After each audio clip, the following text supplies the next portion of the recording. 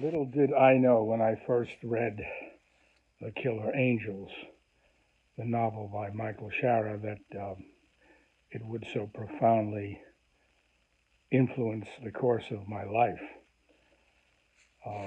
As is well known, from the date I read the book in 1978 until the movie was in the theaters in 1993, 15 years would pass by. When I first read the book, uh, it grabbed me in a visceral way. I think my fellow filmmakers will understand that different sources, different events, different works of art, plays, theater, books, music, songs, stories, short stories, all sorts of things can just grab you, take a hold of you, and you feel intuitively it's a story you must tell, that you're actually called, in a way, to tell the story. And once this gets a hold of you, this muse, it really doesn't let go. uh, and I've often told film students uh, when they're thinking about this subject or that subject to make into a film that unless you're prepared to spend the rest of your life working on the project, it's probably not a good idea to take the first step. And I think my fellow filmmakers will understand exactly what I'm saying. Because if you don't have that profound connection and that profound calling, you won't last the weeks, the months, the years, perhaps the decades it takes to achieve your goal of making the film. So, as I say, little did I know when I read the book and then tracked down the author, Michael Shaara, who was living in northern Florida at the time. Now, the book had been published in 1974 and it won the Pulitzer Prize for Fiction in 1975. I emphasize the Pulitzer Prize for Fiction because some folks think it's a history book. In fact, it's a work of fiction, it's a novel. Now, Michael Shaara did do extensive research, clearly, but he didn't write it as a work of history, and it didn't win the Pulitzer Prize in the history category. It won it as a work of fiction. And it is a brilliant work of fiction. The characters jump off the page, extraordinary dialogue, extraordinary scenes, moments among the characters. They're vivid, they're at life, they're totally living on the page. Uh, and the dialogue is so rich. Well, I got a hold of Michael Shaara, and he decided to come up to see me, visit with me at my apartment in New York City. This was now 1978. Michael was very careful about who he wanted to give the option to. I say give, I had to pay for it. Um, but still, he had received numerous offers for his Pulitzer Prize winning book from major production companies, I think maybe even studios. But he was taking a hunch based on our phone conversation. He flew up to New York and we met.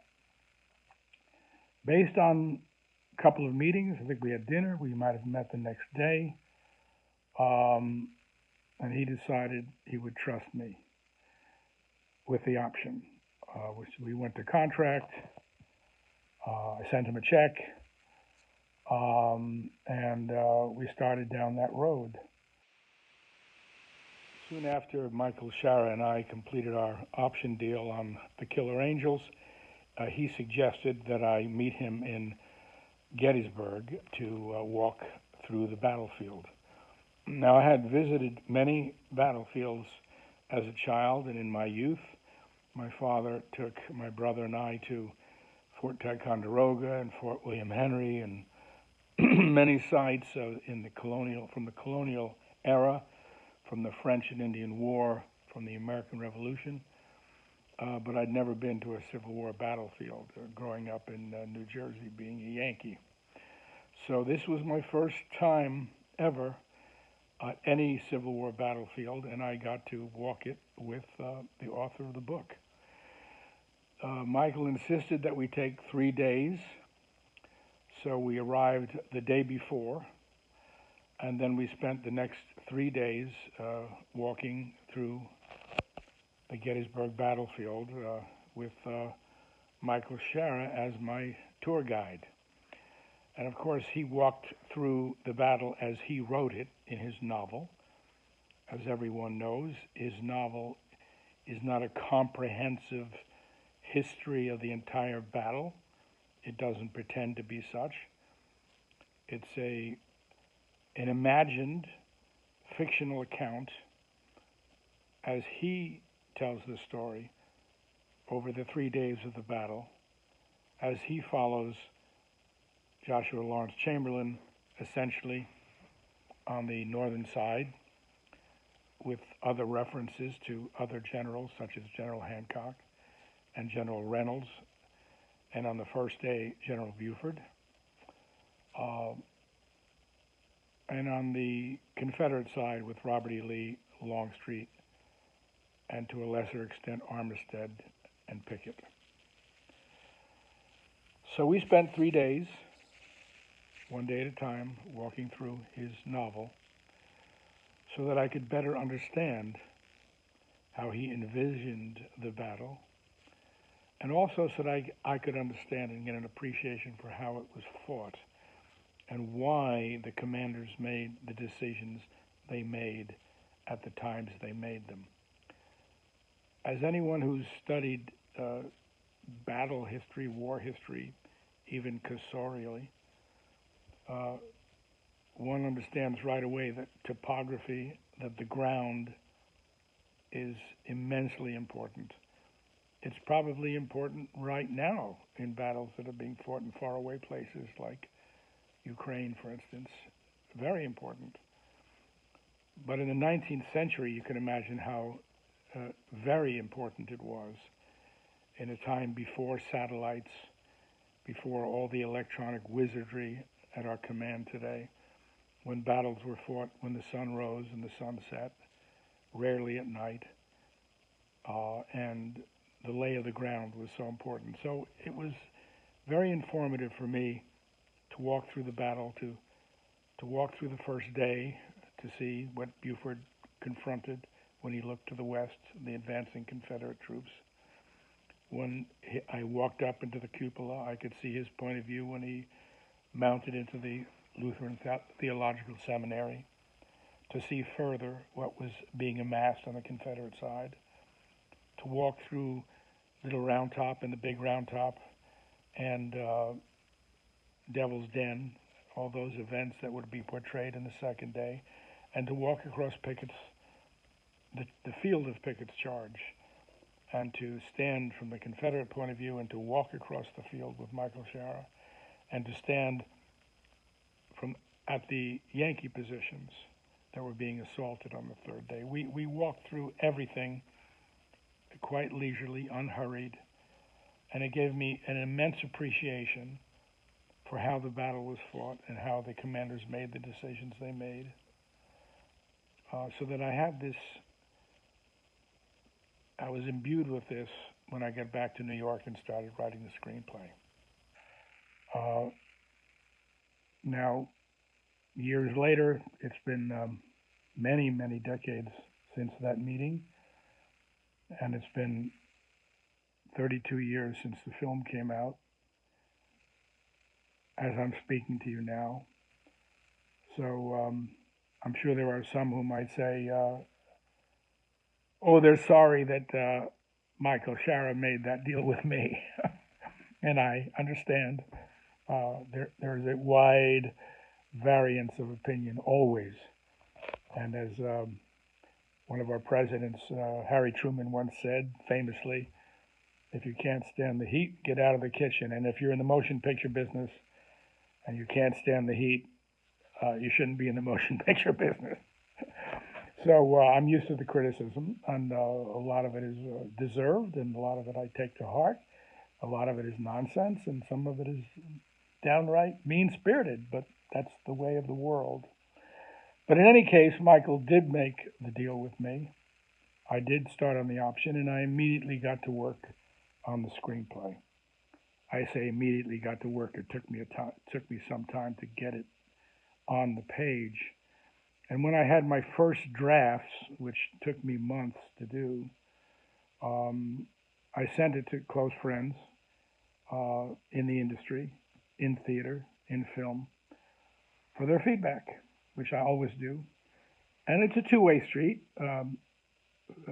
Filmmaker friends of mine send me their scripts, and I give them my feedback, and we are striving to be honest with one another all the time. We expect no less. And that means brutally honest. Well, one of the friends I sent it to, a dear close friend that I had known for a while, was Richard Jordan. Richard also lived in Manhattan, and he gave me extensive feedback, which I took to heart. And finally, a couple of years went by, and it was around sometime in 1980. And by this time, I had started to divide my time between New York and Los Angeles. After the broadcast of Verna USO Girl in the spring of 1978, when I got an Emmy nomination for direction, and Howard De Silva won for Best Supporting Actor, and Albert Inarado got a nomination for Best Screenplay. Verna got a lot of wonderful attention, and I started getting offers to direct films in Hollywood. So between 78 and 80, I had been going back and forth. And, in 1979, I was offered Little Darlings to direct, which of course I did. And I'll go through that story on another time. And it had come out in the spring of 1980 and was a big success. But anyway, all during this time, between 78 and 80, I had tried to steal time to work on the screenplay for Killer Angels. So when I finally had something that I thought was as far as I could get it, I needed to hear it. And Richard, who was then in L.A., living in Carbon Canyon, he had moved to L.A., lock, stock, and barrel. He was living with Blair Brown at the time, wonderful actress. They organized a reading. We organized a reading, and Richard got together 15, maybe perhaps 20 actors showed up, including Dana Elcar, Peter Donat, extraordinary actors on the stage, in film. And we got together on a dark night at the Mark Taper Forum backstage. The actors organized all that. And we put on a buffet of sandwiches and cold cuts and whatnot. And we started reading around 6 in the evening and didn't finish until slightly before midnight, at which time those assembled seasoned pros, those thespians, there was a pause, there was a silence after that last scene when the Chamberlain brothers embrace,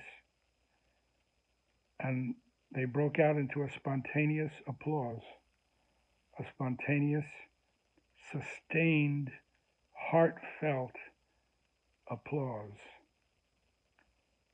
And I knew in that moment, in 1980, that I would make the movie.